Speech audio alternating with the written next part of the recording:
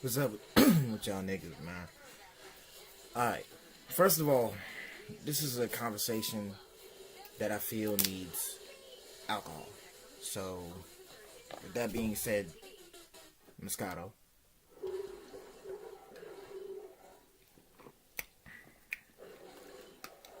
So, I'm gonna talk about, I wanna talk to y'all niggas about a few things. And help you, help the younger generation, rather, understand that there's no problem with asking for help. Now, why I'm exactly talking about this or even referring to this is strictly because 6 months ago we lost rapper Gustav Air, better known to the world as Lil Peep. Now, Lil Peep was a very intelligent young man to me, to a lot of people for that matter that work closely with him or related to him or whatever have you. In his time, although short in the music industry, he left a mark, and respectable enough that that mark has not gone away. We can respect that. But at this point at any person's life, I fail to understand a few things about this young man. This young man, I definitely, when I first heard Lil Peep, I think it was his Benz truck jump, and the jump he did with Lil Tracy. Well, not awful things, but yeah, white wine. Yeah, Benz truck and white wine is what I heard of him when got hit. And my point being is, after reading about this dude, he openly, and paying attention to his lyrics, mind you, he very often he very oftenly spoke of his addictions, and that right there shows that his addictions did play a part in his death. And I'm not trying to disrespect, no shade or nothing. R.I.P. to the kid. Nobody deserves to die like that, and it's respect given to him or whatever have you. It's no disrespect to the dead, of course. But I feel like it's necessary to bring up the fact that we are in an era where children and young adults of various ages are going through addictions of various levels, for that matter. So, Lil Peep's death was confirmed to be fentanyl Xanax overdose, and it was classified as accidental. This is true because the night that Lil Peep died, he was live streaming in his tour bus, saying, "When I die, you'll love me." This, that, and the third, and dropping what they wanted to call unidentified, you know, unidentified, you know, pills into his mouth or whatever have you. And then the coroner later confirmed that they were Xanax, this, that, and some other shit. So, with that being said, there were people talking about, oh, it was this white girl that gave him Xanax that was laced with fentanyl or whatever have you. And let's just stop for a minute. Let's just stop. I'm not defending whoever that girl was. I'm not trying to get clout off the dude's name. I'm not trying to do any of that. I'm a man and I'm a parent before all else. Okay, before this rap shit, before the music, all just in general, I was a man who himself had gone through a drug addiction, and I will be the first one to speak on it. I had an addiction to, prescription painkiller.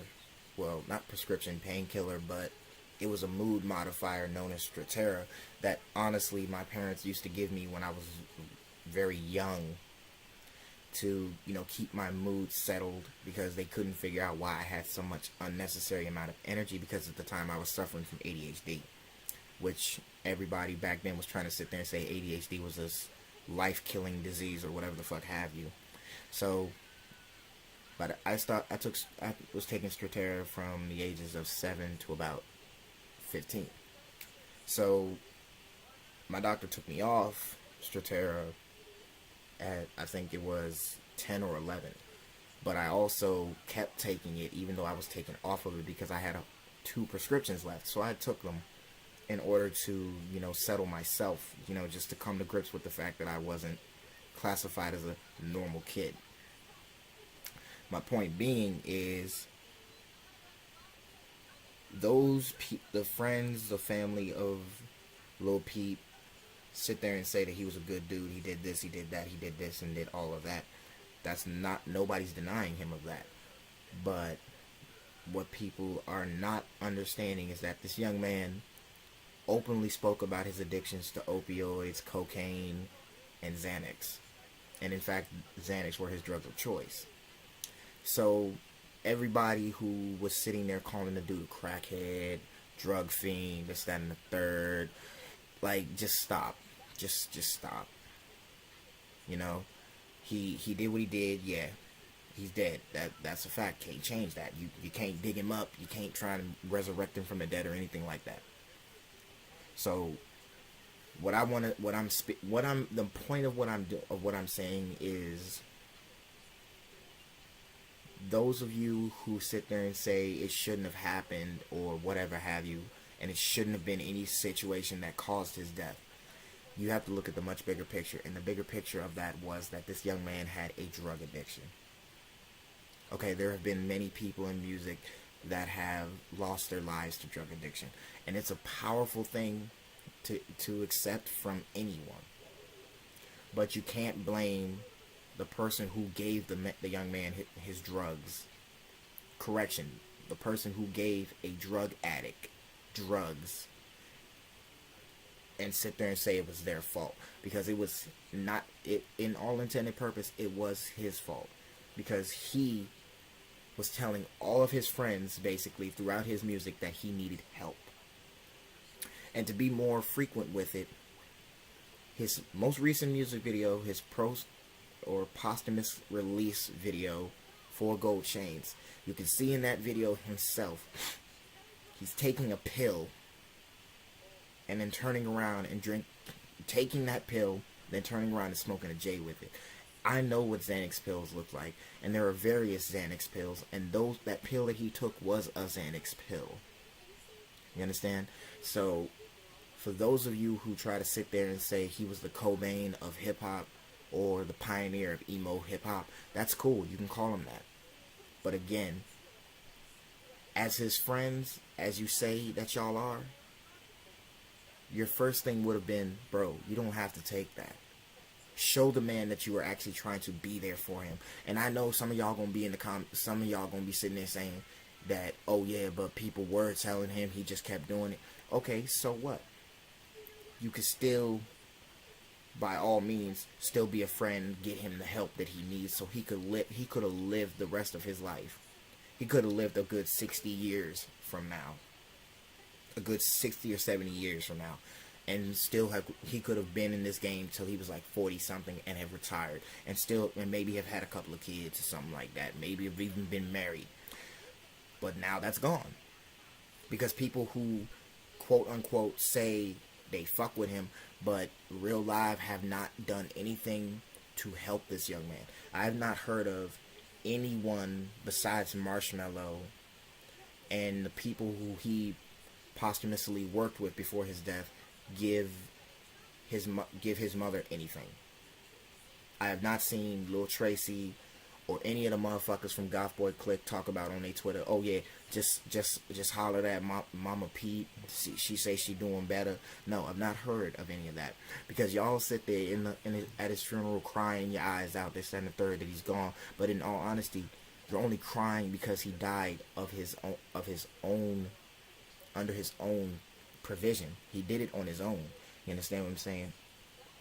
If y'all are his friends and y'all know this man's got a drug addiction, your best bet is to keep him off of it as much as you can. And I understand we all go through depression. I'm not denying anyone of that, but I am saying that it's a time and a place for everything. So y'all that let these rappers determine if y'all want to smoke weed, drink lean, or do Dipper, K2, whatever have you. Y'all letting these younger rappers than Lil Peep determine if y'all want to sip lean and shit like that. I don't understand that shit. And I'm specifically talking to y'all about y'all by millennials, because on some real shit, yeah, sipping scissor came from the 90s and the 80s and all that good stuff. But I'm gonna tell you one thing though.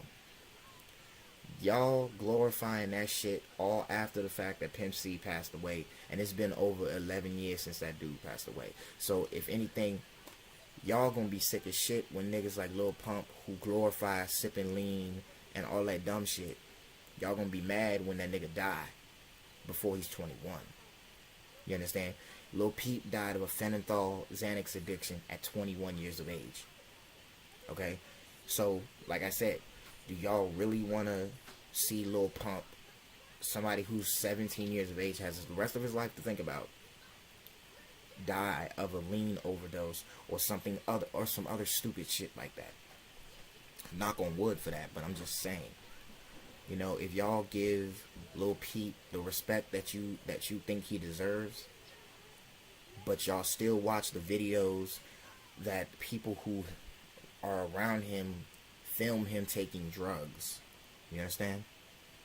And I don't feel like that's okay, because I feel like that's disrespectful to him, to his mother, and just in general disrespect to his music. I'm not speaking ill on him at all. I'm saying that you should really take a very long look in the mirror and think about your personal life before you try to make the next person's life better or worse than what it already is. So in my mind, Lil Peep's death should not have happened, because those people who fucked with him or whatever have you should have done more. And maybe they did, maybe they didn't. Can't change it now, truthfully. Can't do nothing about it. And that's the ugly truth about it. That's the ugly part about it. But what I'm saying is, significantly, you have to understand, people die every day of drug addictions. And that's sad to say, but it is true. So I want all of you individuals to take a long look at yourselves in the mirror when you're speaking, when you feel that your life is coming to an end and you feel like you cannot take it. You know, before you decide to, you know, go down the long road, think long term before you do. I understand it may be difficult for some of you. I know it may be difficult to talk about with your friends or your family, but let's be real. Let's talk about it.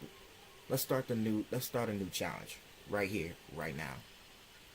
Let's talk about it, challenge. Let's do that right now.